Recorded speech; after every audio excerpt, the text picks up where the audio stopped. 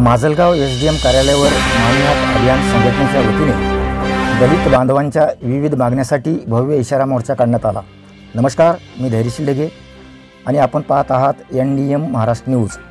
मानवी हक्क अभियान संघटनेच्या वतीने आज दिनांक 14 जुलै रोजी एसडीएम कार्यालयावर गायरान जमिनीसह विविध मागण्यासाठी भव्य इशारा मोर्चा काढण्यात आला। मोर्चाची सुरुवात डॉक्टर बाबासाहेब आंबेडकर चौकापासून गाजत वाजत करण्यात आली। मोर्चामध्ये महिला पुरुषांचा मोठ्या प्रमाणात सहभाग होता।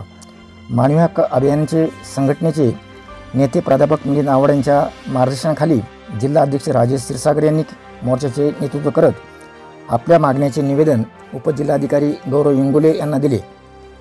जिल्हा अध्यक्ष राजेश क्षीरसागर यांच्या नेतृत्वाखाली निघालेल्या मोर्चाला मार्गदर्शन मच्छिंद्र गवारे, धुंडराम पाटोळे, राधिका चिंचुलकर, मधुकर कांबळे, विष्णू मुजमुले, महादेव उमाप, बाबासाहेब थोरात, बंडू लोखंडे, धुंडराम हातागळे, रघुनाथ कसबे, अमरजित मुजमुले यांनी केले। पाहुयात NDM महाराष्ट्र न्यूजचा हा खास ग्राउंड रिपोर्ट।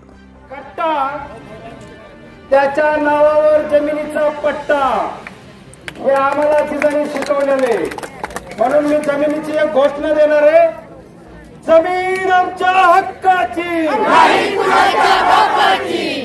जो घोषणा देत नाही त्याला पाहिजे नाही का? काय बागायतदार तुम्ही हे मागे इकडे बसलेले काय गप्पा बाजार भराले काय? कलेक्टर साहेबाला फक्त आत्ताशी आव्हान ऐकू गेलाय, पण निवेदन मी मुख्यमंत्र्याच्या नावाने लिहिले। मग आवाज कुणाला गेला पाहिजे? मुख्यमंत्र्याला। अरे जमीन आमच्या हक्काची गेला का तू? जवळ गेलाय, गेला नाही। आणि आपलं कसं झालंय सांगू का? आवाज निघत नाही म्हणून गायरान चालले, तर आवाज निघला पाहिजे का नाही? परत एकदा, जमीन आमच्या हक्काची, कोण मत देत नाही। मुख्यमंत्री साहेब हे जिजांचे वाघ आहेत, तुम्ही असं दुर्लक्ष जर केलं ना तर एक एक वाघ तुमच्या मागे लागला तर पळता होईल। पळवायचंय का थांबवायचंय? पळवायचंय। अरे काय झोपलत का? असला आवाज जिजाच्या काळात आंबोजनीचा नव्हता निघत, जोरात निघत होता। तो आवाज जरा गार झालाय म्हणून इथं आज पेटवायला आलो। जर असं थंड झालात ना तर आपलं बंड होणार नाही, लक्षात घ्या। आणि जर तुमचं बंड झालं नाही तर गायरान तर काय रे, तुम्हाला एक चिरुटी पण कोणी देणार नाही। काय करायचंय? गरम व्हायचंय का गार व्हायचंय? या ठिकाणी आपण कशासाठी आलोय? आपला अधिकार मागण्यासाठी। काय अवस्था चालली जरा लक्षात घ्या। निराधार बाया आल्यात काही तर पगारीवाल्या, त्या कलेक्टर साहेबाला आपल्याला सांगायचं की साहेब तुम्ही निराधार माणसाला 1500 रुपये द्यालात। किती रुपये? महिन्याला 1500 रुपये म्हणजे पगार। अहो तुमचा पगार दर महिन्याला होतो, आमच्या म्हाताऱ्या बाईचा पगार 6-6 महिने होत नाही। आणि झाला तरी किती देते? महिन्याला 1500 रुपये म्हणजे दिवसाला 50 रुपये। बाबांनो, तुमचा चहा एका दिवसात 100 रुपयाचा होतोय, आमच्या म्हाताऱ्या आजीचा पगार दिवसात 50 रुपये कसा होईल? आणि बाबासाहेब आंबेडकरांनी आम्हाला संविधान दिलंय की तुम्ही सन्मानानं जगला पाहिजे। 50 रुपयात सन्मानाने जगलं होतं का? तोंडाने बोला, मानाने नाही होतंय का? मग आपली मागणी आहे कलेक्टर साहेब, आम्हा तरुणांना काय द्यायचं तर त्या नाही तर नका देऊ, पण ही म्हातारी आजी मोर्चात येऊन काय मागते? आम्हाला महिना 6000 रुपये द्या। देणार आहेत का नाही तरी सांगा। मागायचं तो रक मागतो, कारण आम्ही आता मागायचं सोडले. बाबा या सरकारला, शासनाला, कलेक्टर लोकांना आम्ही पळता भुई करणारच, मागायचं तेवढंच मागतो. कारण आज फक्त टिंगी टाकायला आलो, फक्त इशारा द्यायला आलो. जीवाचे सैनिक शांत होते. आम्हाला वाटलं तुम्ही चांगलं चरितान, आम्हाला तुम्ही घरकुल दिले. बघा यांची नीती कशी आहे लक्षात घ्या. घरकुल किती रुपयाचं? 1,38,000. अरे तुम्ही एवढे कसे शांत बसलाय? घर होतं का 1,38,000? टॉयलेटचं बाथरूम होतं का? त्या मिस्त्रीचं बांधकाम तरी फी जाते का? मग एका गायरानाला कमीत कमी 5 लाख रुपये आम्हाला द्या, आमची मागणी आहे घरकुलाला. किती रुपये? तेवढ्यात कसं तरी भागून घेऊ. आणि महत्वाची मागणी कलेक्टर साहेब या ठिकाणी आलेले आहेत. साहेबांच्या कानावर आपल्याला शब्द घालायचा आहे की साहेब, संविधान आम्हाला जगण्याचा अधिकार देते. येथील भाषण संत आपण त्यांना निवेदन देऊ, आपलं म्हणणं थोडंसं ऐकू द्या. कलेक्टर साहेब तसे खूप चांगले आपल्याला या भागातले माहिती आहे, आपला न्याय नक्की देतील. तर सर्वप्रथम आपण आधी निवेदन देऊ आणि नंतर आपल्या गोष्टी काही साहेबांना सांगू.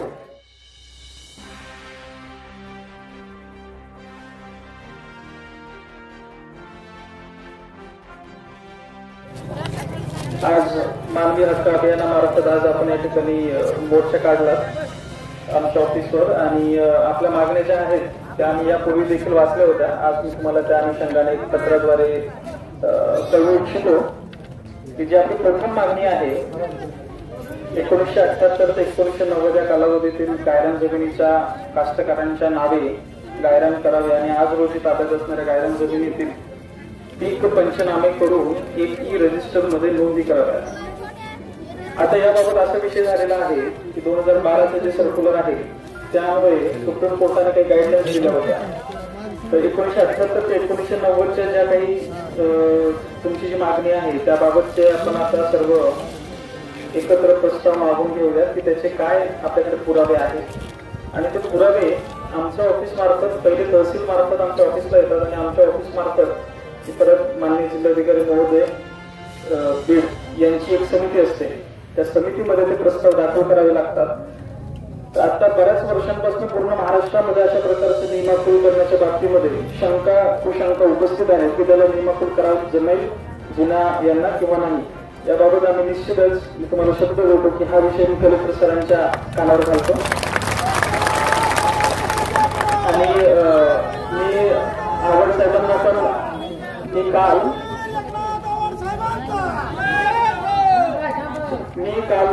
आवड साहेबांना काल बोललो मी मिलिंद आवड साहेबांना. तर त्यांना मी म्हणालो की जेव्हा तुम्ही इकडे येशाल माजलगावला तेव्हा आपण दोघं जण पण मिळून कलेक्टर सरांकडे जाऊया आणि याबाबत आपण चर्चा करूयात. एकदा कलेक्टर सरांच्या समितीमार्फत जर काही विषय निघाला आणि याबाबत जर कलेक्टर साहेबांशी चर्चा करू नंतर त्याच्या जे शिफारसी असणार आहेत त्या आपण मिलिंद साहेबांच्या मार्फतच आपल्याला त्या शासनाकडे पाठवून आपण त्याच्यावर मग फायनल डिसिजन घेत आहे. परंतु आता एक सुरुवात त्या निमित्ताने आपण आला तर त्या निमित्ताने एक सुरुवात होईल. बाकीच्या सर्व ज्या गोष्टी आहेत तुमच्या 2 नंबर पासून बारकीचं नाही 3 नंबर अन्नभाऊसाठी विकास महामंडळ यांची आर्थिक तरतूद, 4 नंबर ऊसतोड कामगारांना माथाडी कामगार कायद्याप्रमाणे तरतुदी, 5 नंबर ऊसतोड कामगार महामंडळ सक्षम कार्यान्वित करणे, 6 नंबर अबकडमध्ये आरक्षणामध्ये अबकड अशी वर्गवारी करावी, 7 नंबर घरकुल योजना घरकुलास 5 लाख आर्थिक तरतूद करावी, 8 नंबर मागासवर्गीय विद्यार्थ्यांच्या शिष्यवृत्तीमध्ये वाढ, 9 नंबर अनुसूचित जाती जमाती प्रतिबंधक कायद्याच्या अन्वये काटेकोर अंमलबजावणी करावी. 9 नंबर हा माझ्याकडेच येतो. आज सकाळी 11:30-12 वाजता आम्ही अॅट्रॉसिटीच्या अनुषंगाने आज आमची मिटिंग झाली. आपण दर 3 महिन्यात एकदा घेत असतो. वाघमारे साहेब म्हणून जे सामाजिक कार्यकर्ते आहेत जे आमच्या कमिटीमध्ये देखील सकाळी उपस्थित होते, बीडीओ तहसीलदार आम्ही आणि डीवायएसपी मार्फत मी आपल्या मार्फतच एकत्र प्रतिनिधींना बीड जिल्ह्यामध्ये अंदाजे मला वाटतं 1 कोटी रुपये आतापर्यंत ज्यांच्यावर अॅट्रॉसिटी झालेली आहे त्यांना शासनाने दिल्याचं त्याची पोच पावती देखील माझ्याकडे आहे. मी आपण कुणातरी पाठवतो. तर अॅट्रॉसिटीज मध्ये आपल्याकडे एकदम आपण सिरियसली त्याच्यावर काही गुन्हे असतील तर आपण त्यांचा आढावा घेत असतो. दर 3 महिन्याला माझ्या ऑफिसमध्ये मी स्वतः बैठक घेत असतो. 9वा मुद्दा माझा आहे. या व्यतिरिक्त जो 2-3 मुद्दे आहेत, गोदावरी नदीतील पूरग्रस्तांना पूरग्रस्त प्रमाणपत्रांचा विषय असेल, दलित समाजासाठी स्वतंत्र स्मशानभूमी असेल, आणि शेवटचा साळिंबा उकळी या जिल्ह्यात गायरान जमिनीवर उभा केले जात असणारे शासकीय प्रकल्प रोखावेत. या बाबतीमध्ये मी 12व्या नंबरचा मुद्दा हा समजा मी एकदा कलेक्टर सरांच्या कानी घालतो आणि ऍक्च्युली जी काही वस्तुस्थिती आहे त्याचा मी अहवाल मी स्वतः साळिंबाला गेलो, पुसऱ्याला गेलो होतो. साळिंबाचं मी स्वतः तहसीलदार बडोनी यांना मार्फत एक परिपूर्ण वस्तुस्थिती जी असेल ती त्यांना मी मागून घेतलेली आहे. त्याच्यावर आपण कलेक्टर सरांची संजय गांधी आणि श्रावणबाळ योजनेतील आर्थिक सहाय्य 6,000 रुपये करावे.